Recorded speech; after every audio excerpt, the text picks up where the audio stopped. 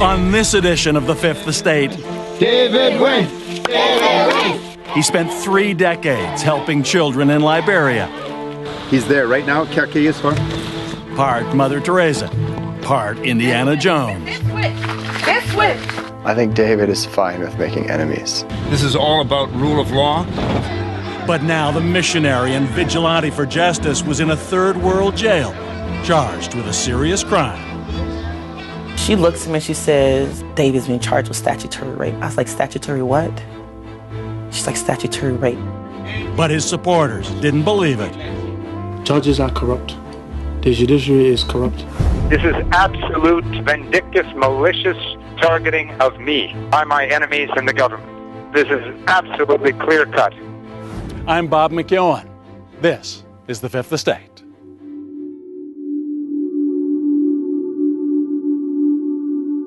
It is the recurring theme of Liberia's savage history. Violent death and bodies in the street.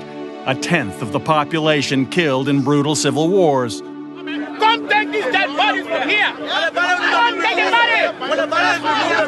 Oh, you allow us to bury it! And then the world's worst outbreak of Ebola, with thousands dead and dying. It is a country where death and desperation have long gone hand in hand. And in the capital, Monrovia, the central prison may be the most desperate place of all. In Liberia today, that's saying something. Almost 1,000 inmates are confined here, up to 8 men jammed into a single cell, awaiting trials that may never come. And among them, 1 Canadian, locked inside these walls with no idea when, even if, he'll ever get out. I've been subjected to a lot of torturous, traumatizing situations. David Waines of Vancouver has been here since November 2013, and he's paid the price. He's suffered constant dysentery, contracted malaria 9 times, lost 60 pounds. From prison by phone, he told us he's seen so much more than that. I've lost my immune system and had to witness brutal sexual attacks and rapes and savage beatings. So, yeah, I've lost a lot. It's all the more unjust, Wayne says, because of how a man renowned for his good works with the poor and sick could come to be facing such a desperate future himself. Charged with a terrible crime. As you will see, it is some story. What makes for a hero? I believe a hero is someone who commits his life to helping those less fortunate than himself. I recently went to Liberia to make a short film about someone I look up to as a hero, a Canadian named David Waines. All right, so Sam reporting from Silver Beach. Filmmaker Sam McLaughlin is a 29-year-old from British Columbia. He grew up in a Christian family for whom David Waines was a household name because of his exploits as an aid worker and missionary in Africa. On our family fridge for my whole life, we've had a picture of David Waines and his family. Pray for the Waines in Liberia.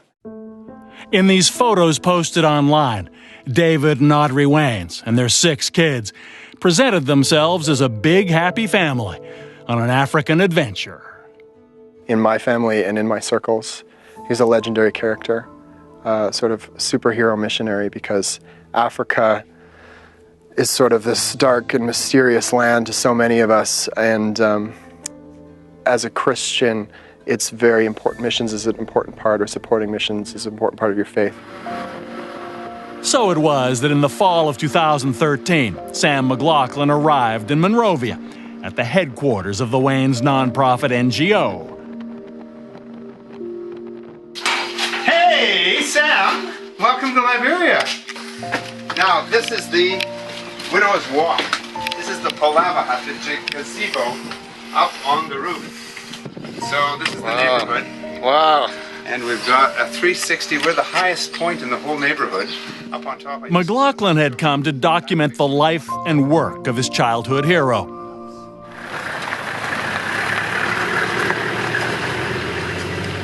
As David Waines told him on camera, improving the lives of Liberian children is the mission of his NGO, called Equip Liberia.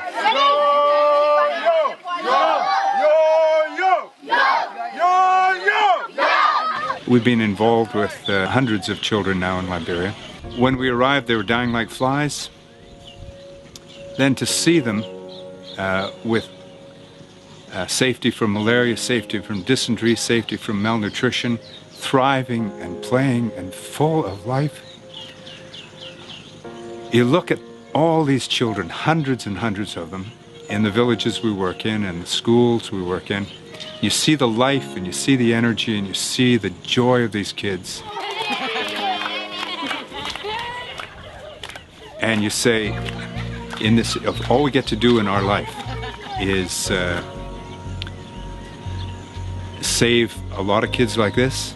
It's enough. That work made Waines a hero in the rural villages where his organization brought clean water and sanitation, improving nutrition and health for thousands of poverty-stricken people. But whenever I was coming in, it was just this enormous wave of children who would come rushing out.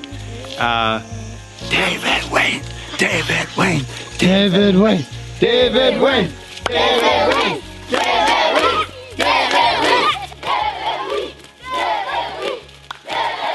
Their work has meant so much for the rural villages and for women and children, where I would say thousands of lives have been saved and many more thousands of lives have been bettered by the work that they've done there. One of those impressed by that record was Charlene McGee, Liberian by birth, American educated. She joined Equip in the summer of 2013. It just felt very right. It definitely was what appealed to me to work with Equip. This is I'm here to protect my wife. Okay, darling. I'll protect her. For McGee, a big selling point was the selfless reputation of Waines and his wife Audrey.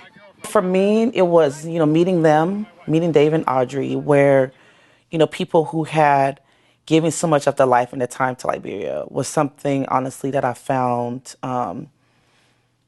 it appealed, it was just like, wow. But she says nothing was more impressive than Equip's fight against child rape in a country where sexual assault and exploitation are historic problems. David Waines explained to filmmaker Sam McLaughlin just how vulnerable Liberian girls can be. You have every day girls so hungry, so desperate for school fees, so desperate for just soap to wash their clothes. They're exchanging blowjobs and sex with guys who are infected with all kinds of horrible diseases. They're forced to exchange these things just for the soap, for the food they need, for whatever they desperately need for that day. It's a desperate situation. And when it comes to investigating sexual assaults and apprehending suspects, there are few resources to do it. In fact, most rural areas don't even have police cars.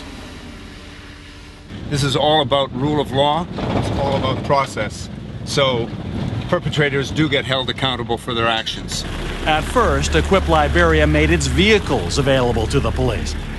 But then David Waines began to take a more active approach. He's there right now. This way.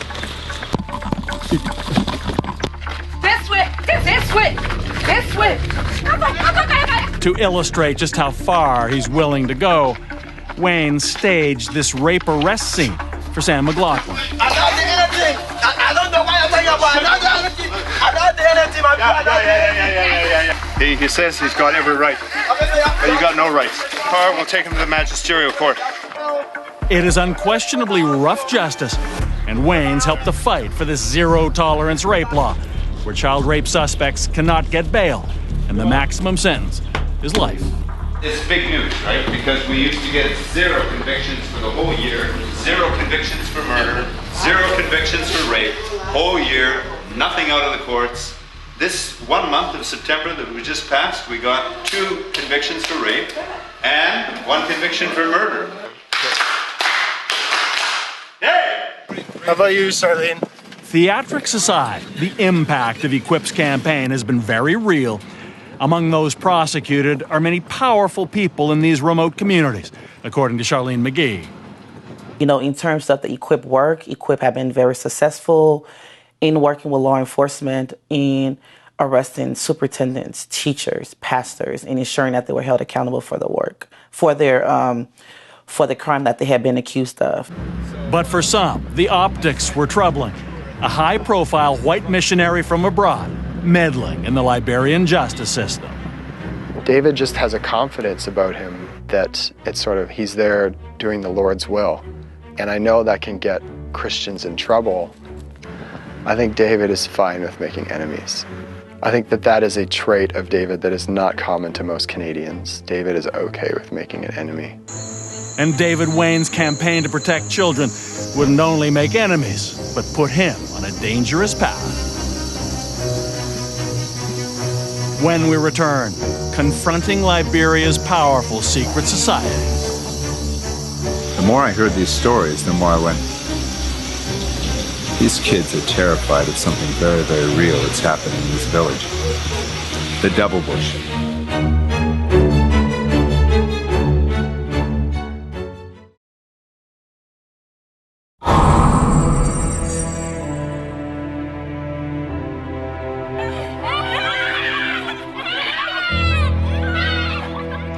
Missionary David Waines from Vancouver has spent virtually his entire adult life doing aid work in one of Africa's most desperate countries, Liberia. And you're bringing them here to take care, to get the vaccine, to get the medicine, to get the prevention and the treatment. In 27 years, he survived civil war and tribal unrest to build a non-profit NGO, Equip Liberia, credited with saving thousands of lives. From the country of Canada. But while Waines was winning friends, a lot of them, increasingly in the countryside beyond the capital, Monrovia, he was also making enemies. Here, hidden from view, ancient tribal customs still rule. Secret societies, witch doctors. Incredibly, it said, even ritual murder and cannibalism. I'm tired of hearing about our daughters raped and their lives destroyed. I'm tired, Lord. This month, here in the Ganta area, 24 cases of rape, cases of murder. I'm going to focus on one, a 1.5-year-old baby. The victim of a brutal and horrible rape and murder. All the parts removed from her body for ritualistic purpose. Investigating under cover of darkness would lead Waines into the bush and troubling tales. The more I heard these stories, the more I went, these kids are terrified of something very, very real that's happening in this village. The devil bush. The secret society. And they're terrified of being initiated, being forced to eat human flesh. They're terrified of the devil killing them for human sacrifice. Terrified of the heart man, the Zoe, grabbing them and making ritualistic medicine. And terrified of being property of the devil, of having to give their promise and their lifeblood to the devil. Filmmaker Sam McLaughlin says Waines, the missionary, believed he was facing his ultimate enemy, the devil himself. I think in Liberia there's a potent sense of danger and almost evil that brings out something in you and makes you second guess your perspective of the spiritual. So for David, it's probably almost a rush to live in a society where the potency of danger and evil, spiritual evil, exists. And in the fall of 2013, David Waines' life would become very dangerous indeed. What he didn't know yet, but was about to find out, would change him forever. And it would start with a young teenage girl named Irene, who lived at the Waines compound in Monrovia. I believe she was the niece of the maid, whose name was Monica. And she was just very soft-spoken and nice and gentle and hung out with the her friends outside the walls most of the day. But that summer, young Irene had a secret. She's a very petite, tiny. She was in the 6th grade at the time, so young. And I asked her, I said, "Why is your uniform not buttoned?" And she just giggled. When Charlene McGee began to suspect the girl might be pregnant, she invited Irene for a walk on the beach. And I asked her, I said, "Irene," I said, "who you're better for?" Something like belly. Yes. That's the, it's like, who's the belly for? And she would laugh and just would giggled. And then she said, "If I say my baby pa would be deported." I said, "What?" So if she told you, she said, "If I told you my baby father would be deported." That soft-spoken teenager would later make a stunning accusation, pointing her finger at David Waines because she's a minor with concealed her identity. The first time, he called me upstairs to sweep. I was sweeping upstairs. He climbed on top of me like a dog, just like the dogs do, and started playing with my breast. And I told him to stop. And Irene claims the sexual assaults continued after that.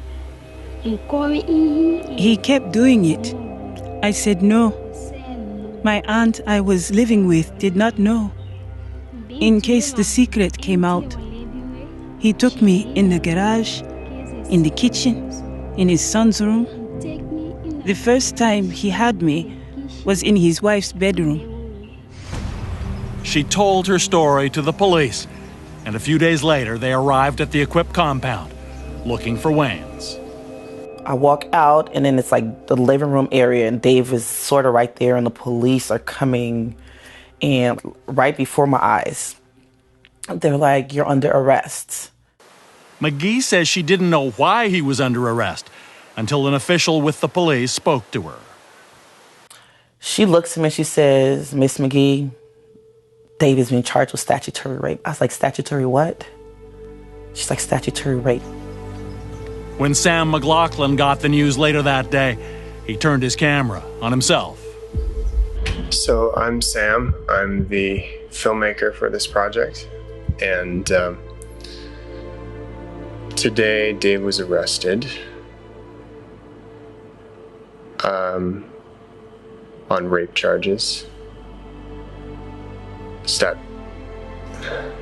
Statutory rape of a 15-year-old girl who lives in our compound, actually. And yeah, it's just a bit of a shock. So, not really sure what to say. He had been a high-profile leader of Liberia's anti-rape campaign, happy, it seemed, to throw suspects in jail and throw away the key.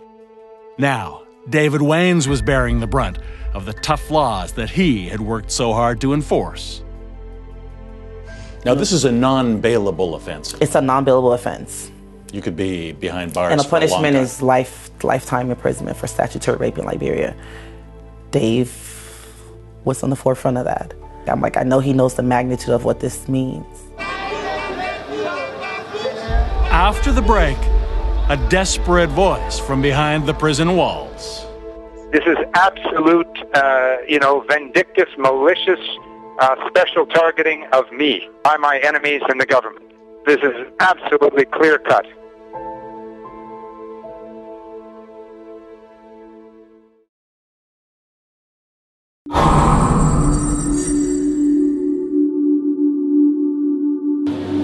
Greetings in the strong name of the Lord Jesus Christ. From his arrival in Liberia almost 3 decades ago, David Waines always seemed to find a state of grace, whether ministering to the sick and poor, surviving civil war, or taking on the country's powerful and corrupt.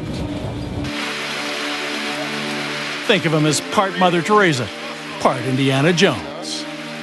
Now, thanks to the tough rape law he had done so much to promote, he was behind bars, perhaps for the rest of his life. Hi, operator. I'm trying to make a phone call to Monrovia, Liberia. Can I give you the number? Over the past year, the Fifth Estate has spoken to David Waines in prison dozens of times on an illegal cell phone hidden from the guards. One of his few lifelines to an outside world he feared he might never see again. Yes, physically, I'm very weak, I'm very frail, I'm very sick. At times, Waines did sound philosophical. It's a very ugly, human, messed up tragedy, but I'm hanging in there to play my part in every way to bring some good and something for the common good out of this rotten situation. But he says he's kept track of the inmates here who've died, 42 in the past 2 years. Afraid he could be number 43. Hi, Lynette. Hi, David. What's happening? Sorry, David? Are you there? Once he was so anxious, he called our associate producer Lynette Fortune 26 times in a single day. This is absolute, vindictive, malicious, special targeting of me by my enemies in the government. No. This is absolutely clear-cut. Through it all, David Waines has been adamant the rape charges against him were blatantly trumped up by his enemies for revenge or to extort money and assets from him. David, can you take us back to when this began for you? How did you recognize that something was going on, that something was wrong? I knew things were wrong. I had heard rumors that people were going to falsely accuse me of, or were behind my back falsely accusing me of the pregnancy in late September, early October. It was in November 2013 that the Liberian government laid out its case against Wayne in damning detail. It alleges he had sexual intercourse with the underage girl named Irene several times. I'm innocent, yes, but Liberia is a crazy place. It really doesn't matter if you're innocent. Once they decide you have enemies and they decide to falsely accuse you, they don't believe in science and all that. And there are those who agreed that given the sorry state of justice in Liberia, Waines might not stand a chance. Judges are corrupt. The judiciary is corrupt. The president acknowledges that. Everybody says that, but nobody does anything because this is Liberia.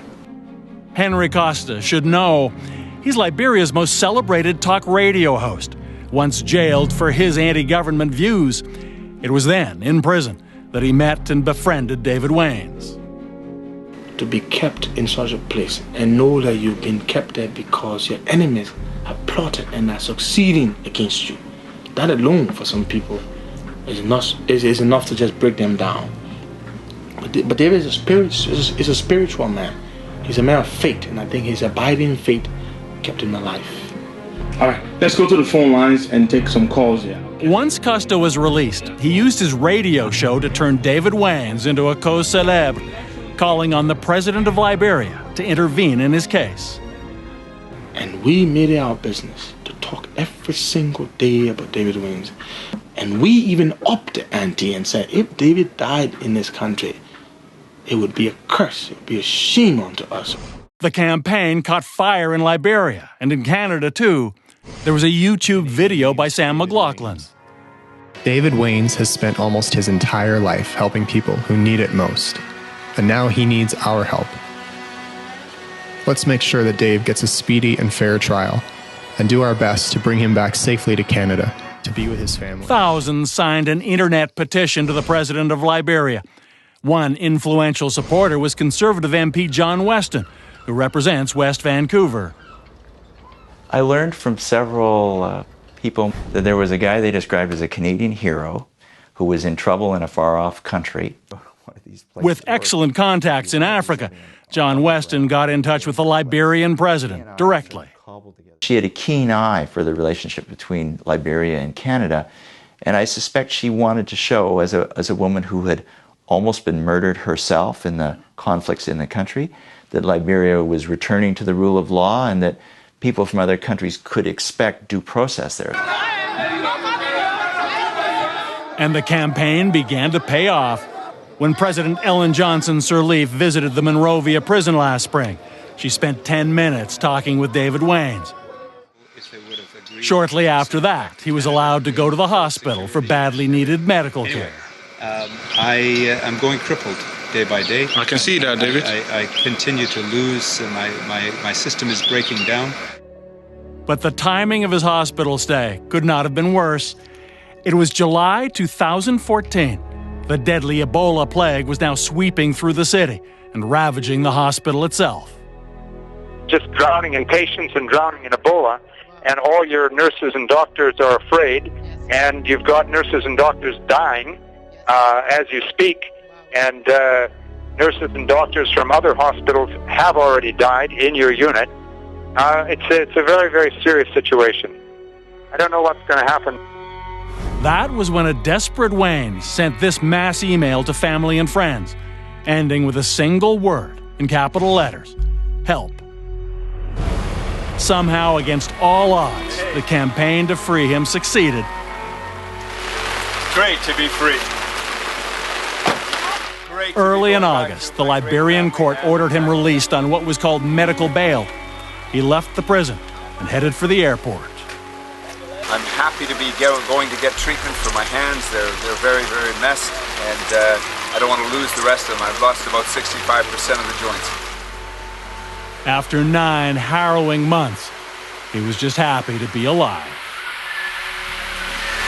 God bless all my friends and families. God bless Canada.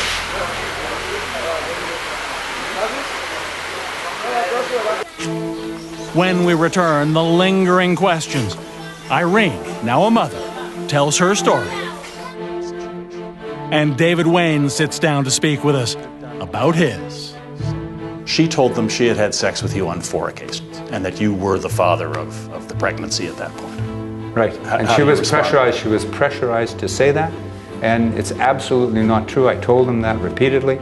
Never had sex, never at all.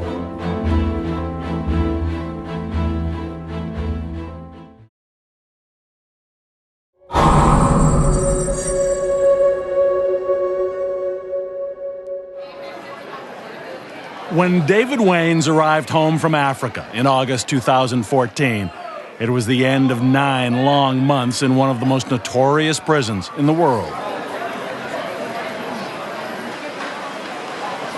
It was horrible, horrible, horrible. No light, no candle, no flashlight. Yeah. Incomplete darkness, rats running on my body, cockroaches all over the face, mosquitoes eating up, you know, no protection for the legs. They don't let you have pants.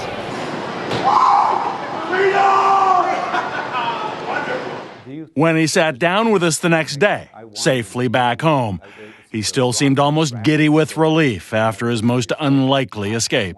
Imagine, you know, being with an almost certain death sentence and a prisoner, and now I'm back with my lovely, fantastic family and my wife and all the extended family, and wow, amazing.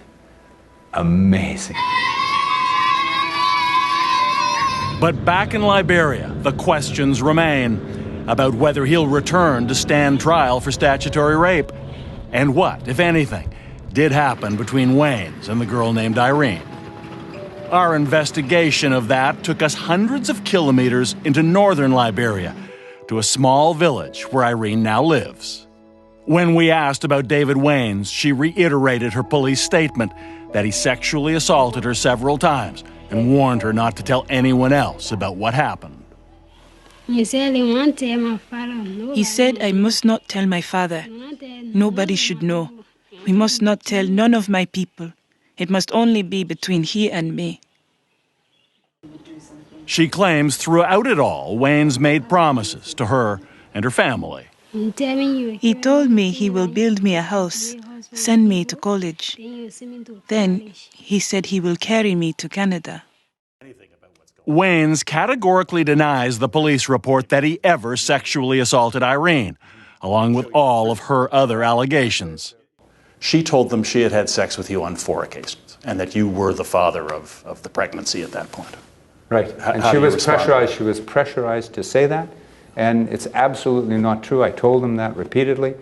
Never had sex, never at all.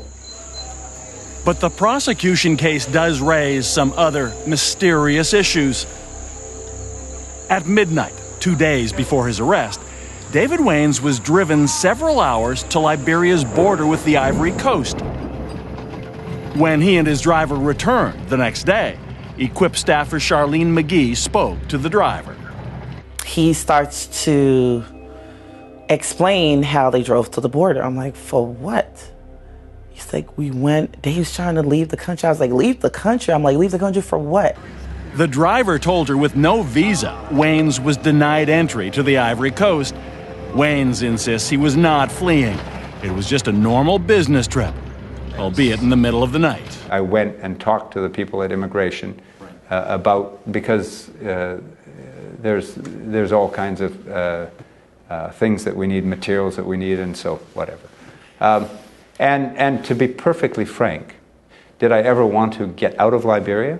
Did I ever want to get out of the hellish situation I was in? Absolutely. Absolutely, I wanted to get out. In the prosecution case against Waines, there is also an accusation of money changing hands. This is Monica, Equip's caretaker and the aunt of Irene. She told the police that just before he was arrested, Waines gave her $500 in cash and offered to double her salary. Was it hush money so she would keep quiet? Waines says it never happened at all. Yeah, I mean, absolute rubbish and nothing behind that at all. It was all a setup, and all those things were designed to make sure I was buried and destroyed. And these are not the only false accusations they made. So there's no truth to the money at all? Absolutely not. Absolutely not. And so, so there's many other false accusations which are made against me to make sure that whether they catch, whether this one works or another one works, let's load up all the false accusations we can. But this was the response of Irene's Aunt Monica when we told her David Waines had denied everything. He said that he never offered you any of this money. Oh, my God. Yeah. My God. They can't tell me like that. Because Audrey was there, Roland was there. They can't tell me that. I can't tell me that. No. But there are allegations which may be even more disturbing.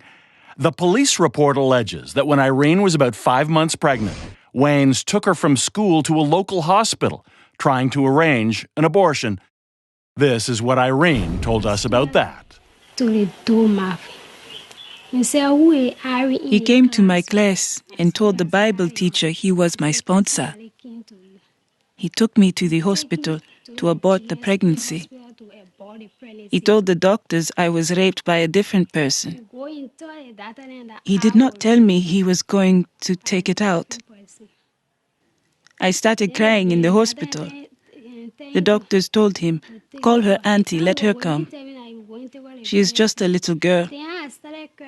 We got in the car and left. Waines maintains the true story is that he heard Irene was talking about possibly aborting herself, and he took her to get counseling. I told them she is desperate for an abortion, and she is talking about harming herself. And I know personally of dozens of young girls who have died doing exactly the same thing over my years in Liberia. Very common there. Very, very common. But that is not how the hospital staff reported it, according to these police documents. In the police statement, and these are statements filed with the court in their public domain in Liberia, the doctor at the hospital and a midwife who was involved, both say the visit of you bringing Irene to the hospital was to procure an abortion. That's the frame-up, right? That's the twist, that's the spin. You do something to help somebody, and they spin it. For all the charges and countercharges, Irene did not get an abortion. And this is her baby, born in February 2014, a little boy now grown into a chubby toddler. David Waines insists he is not the father, and that a DNA test would prove it. Do the DNA and you'll find out it's a ridiculous charge. I had nothing to do with that pregnancy. So the premise of your arrest is ridiculous. And they refused. They laughed and they said, yeah, we don't have DNA and we won't do DNA and go and look for the real father. We won't do that. We've got you and we know you're guilty. And yeah. But the prosecution dismissed that argument, saying whether the baby is black, white, pink, or gray, the identity of the father doesn't matter. In a statutory rape case, all that's relevant is whether an adult had sexual intercourse with an underage female. David Waines maintains not only would DNA prove he's not the father, but it would also cast doubt on the credibility of Irene's entire story, and therefore on the prosecution's case against him. In the end, a DNA test did take place in the summer of 2014. But here's the twist. The results were sealed to be revealed only if and when David Waines stands trial. So to get that DNA evidence, Waines must return to Liberia and the dreaded Monrovia prison with no bail and a possible sentence of life behind bars. But there's another twist. When the DNA test was done, a second male was tested too, a 15-year-old investigated for possibly having sex with Irene. David Waines has always insisted someone else must be the father. So for those at the heart of it, the conclusion of this story remains unwritten. For Irene and her baby, there's uncertainty about the future and whether the rape trial will ever be heard. For David Waines, there are the questions about DNA and the frustration of knowing he can only get those potentially crucial results if he turns himself over to what's acknowledged to be a corrupt justice system.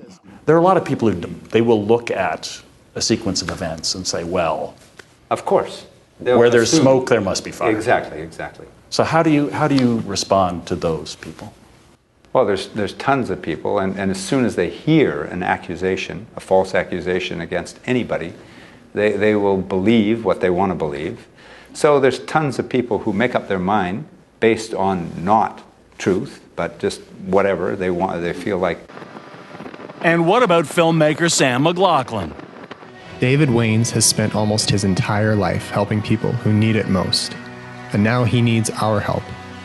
Where does this leave your film? Yeah, so I was working on the David Waines hero story, which took a bit of a turn. He now has a movie without an end. I don't know that Dave's guilty. I don't think he is guilty. But it's like all of a sudden something comes up that tarnishes the story, the hero story. And how do you tell it? And I think you just have to try to tell the whole story and tell it truthfully and let the viewer decide. So in that spirit, in this tangled tale, the final words will go to David Waines. Who am I? I'm just Dave, and I'm just a low-level guy, and I've made lots of mistakes in my life. Who am I? I'm Dave, but I have a very, very loving family and a great community of friends. So I'm not a hero. I'm not a saint at all.